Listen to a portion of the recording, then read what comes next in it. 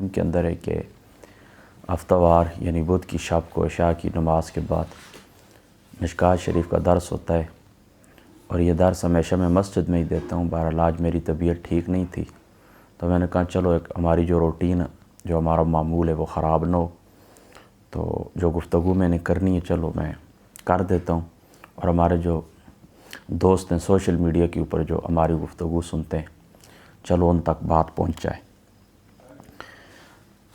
یہ پچھلی جو روایت میں نے پڑھی تھی اس کے راوی حضرت انس رضی اللہ تعالیٰ عنہ آپ ہیں، اور یہ جو چھٹی روایت ہے اس کے راوی بھی حضرت انس بن مالک رضی اللہ تعالیٰ عنہ آپ ہیں، اور آپ کا جو تعارف ہے وہ میں نے عرض کر دیا تھا پچھلی نشست کے اندر۔ آپ فرماتے ہیں کہ حضور علیہ الصلوۃ والسلام نے فرمایا ثلاث من کن فیہ وجد بہن حلاوۃ الایمان، فرمایا تین چیزیں ایسی ہیں کہ ان چیزوں کو جو شخص پا لے تو وہ شخص ایمان کی حلاوت یعنی ایمان کی مٹھاس، ایمان کی ٹھنڈک کیا کرے گا؟ محسوس کرے گا۔ وہ تین چیزیں کون سی ہیں؟ من کان اللہ ورسولہ احب الیہ مما سواہما، وہ تین چیزیں ان میں سے پہلی چیز یہ کہ جس شخص کو اللہ تعالیٰ اور اس کا رسول صلی اللہ تعالیٰ علیہ وآلہ وسلم، آپ کی ذات اقدس یعنی اللہ تعالیٰ کی ذات اقدس، اس کے رسول پاک صلی اللہ تعالیٰ علیہ وآلہ وسلم کی ذات اقدس ساری کائنات سے زیادہ محبوب ہوں۔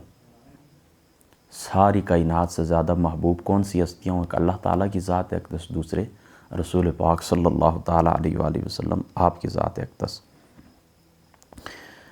اور دوسری بات وہ فرماتے ہیں کہ وَمَنْ أَحَبَّ عَبْدًا لَا يُحِبُّهُ إِلَّا اللَّهُ، اور وہ شخص جو کسی بندے سے محبت کرے اور اس کی یہ محبت صرف اللہ تعالیٰ کی خاطر ہو۔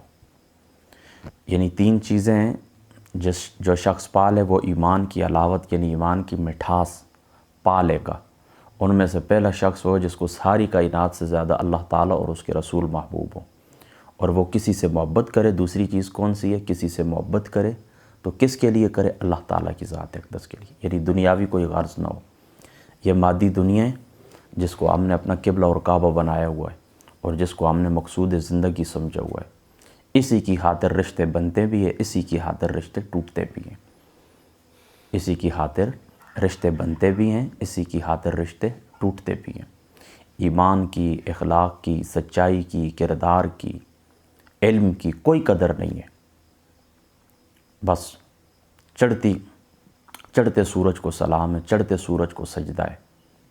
مادی دنیا کی عزت ہے، دنیا کے جو وسائل ہیں، دنیا کے جو اسباب ہیں، اسباب معیشت ہیں، ان کی قدر کی جاتی ہے، دولت کی قدر کی جاتی ہے، پیسے کی قدر کی جاتی ہے، اور جن چیزوں کو اللہ تعالیٰ نے معزز کی ہے ان کی عزت نہیں کرتے۔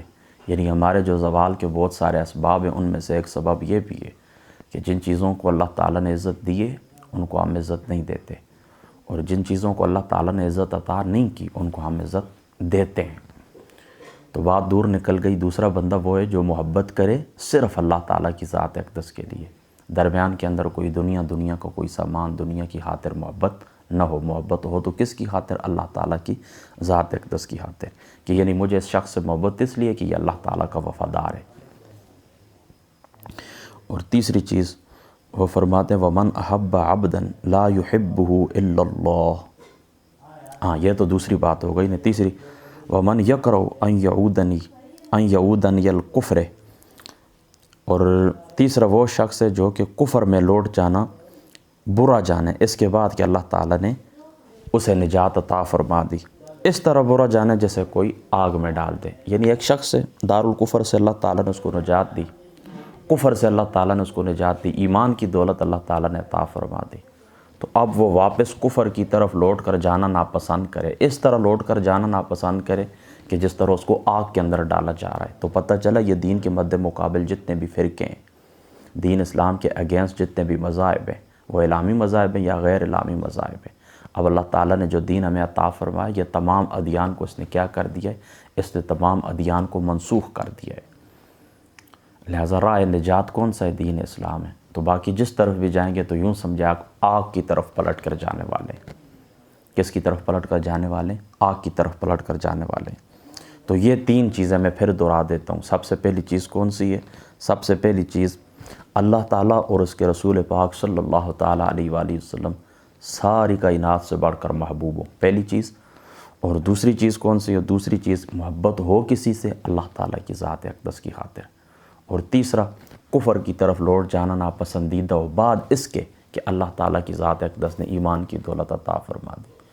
یہ تین خصلتیں، یہ تین چیزیں جس دل کے اندر سما جائیں، جس من کے اندر سما جائیں، تو ایمان کا ذائقہ وہی شخص چکھ سکتا ہے، ایمان کا ذائقہ اسی کو محسوس ہوتا ہے۔ ورنہ بے روح ایک زندگی ہے جس کی نہ کوئی روح ہے، جس کی نہ کوئی مٹھاس ہے، جس کی نہ کوئی منزل ہے۔ میری بات آپ سمجھ گئے نا؟ بس یہ حدیث پاک تھی 6 نمبر، مشکوٰۃ شریف کی 6ٹھی حدیث پاک تھی۔ اور میرا جو آج تیاری تھی تو میں نے سوچا تھا کہ 7ویں روایت بھی بیان کر دوں۔ بہرحال اتنا ہی کافی۔ اللہ تعالیٰ عمل کی توفیق عطا فرما۔ وآخر دعوانا الحمدللہ۔